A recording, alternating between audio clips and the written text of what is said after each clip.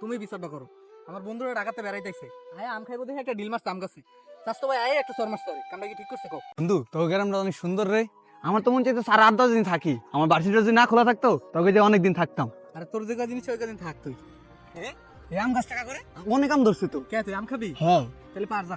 কেন কেউ কিছু করবো না? আরে বেটা আম গাছ তুই পার যা।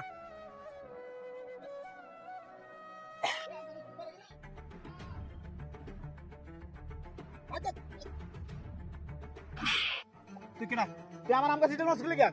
চাস্তো ভাই তুমি এটা কি কাম করলা? আমার বন্ধুরা ঢাকাইতে বেড়াইতেছ, তুমি আর মারলা।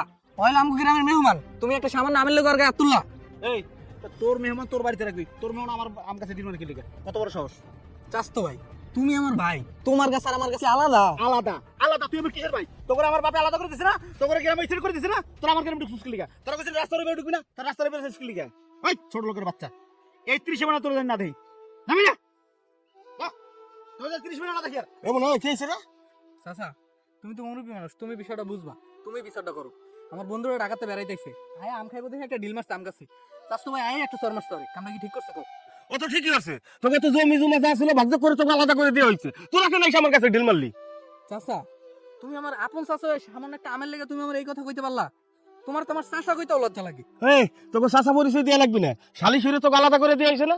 হ্যাঁ দিছো তো আলাদা কইরা, আমার বাপটার অসুস্থ দেখে নরম পাইয়া খালের ব্যাপারে চরের মধ্যে জমিটা দিছো, ধানের জমি, পাকা বাড়ি, ফল ফাকড়া গাছ গাছালি সব তোমগো নামে নিছো, পুকুরটা পর্যন্ত তোমগো নামে নিছো। কেমনে নিছো জানি না, শালিশিরে টাকা খাওয়া পরে নিছো। আগে তো ছোট ছিলাম, কিছু কইতে পারি না, এখন বড় হইছি, এখন সবই বুঝি।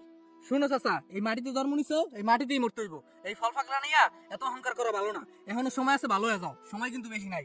আর দা সব কি আন্দা তা কি আনতে পারি? হ্যালো হাল তো গোলা না।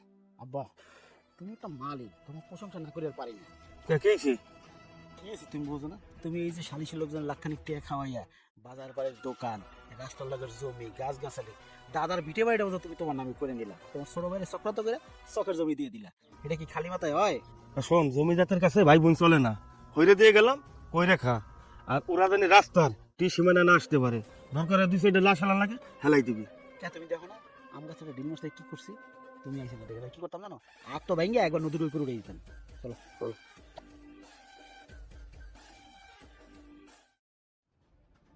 মুন্না, আমি তো রাখতে পারতেছি না, আমার নিঃশ্বাস বন্ধ হয়ে যাইতেছে। বাবা তুই তাড়াতাড়ি এটা গাড়ির ব্যবস্থা কর। আব্বা কেমন অ্যাম্বুলেন্স দেবো কো? ওই জায়গাটা জ্বর হইয়া ব্রিজটা ভেঙে গেছে, অ্যাম্বুলেন্স এবার আইতে পারে না। তারা দেখতেছি চাস্তো ভাই কি হয়েছে কাকা? আব্বা স্ট্রোক করছে, এই মুহূর্তে হাসপাতালে নিতে হবে। কোনো গাড়ি পেতেছে না, এটা হুন্ডা পাইলে হইতো। কি কও, দাঁড়াও।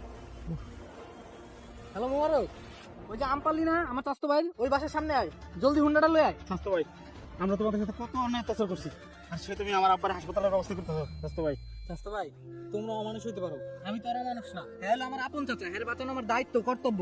মরলে জায়গা জমি কিছুই সাথে যাইবো না। ওই যে হুন্ডা চলে আইছে, ওরা হুন্ডা উঠাও, এত কথা টাইম নেই।